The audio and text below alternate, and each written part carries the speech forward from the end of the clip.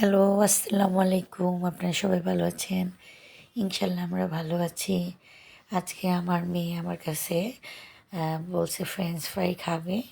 তো আমি ভাবলাম ফ্রেঞ্চ ফ্রাই দিব না, তাহলে একটা রেসিপি করে দেই। রেসিপিটার নাম বলবো না, আপনারা বলবেন রেসিপিটা কি।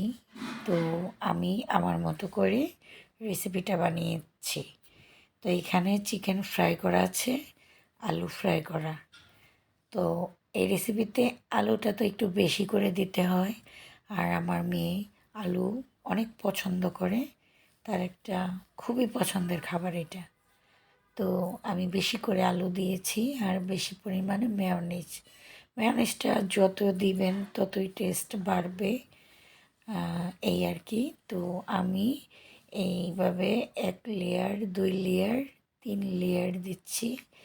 তো এখানে তৃতীয় লেয়ারে আলু আর চিকেন আর কি। আলুগুলো একটু বেশি, খেতে অবশ্য খুবই ভালো লাগবে। তো চিকেনের পরিমাণটা মোটামুটি আছে, ভালোই আছে। আর বেশি পরিমাণে মেয়োনিজ দিচ্ছি। মেয়োনিজ যত দেওয়া যায় ততই টেস্ট লাগবে। আর এটা খেলে তো একবারে কি বলবো। আর এখানে একটু টমেটো কেচাপ দিয়ে দিচ্ছি।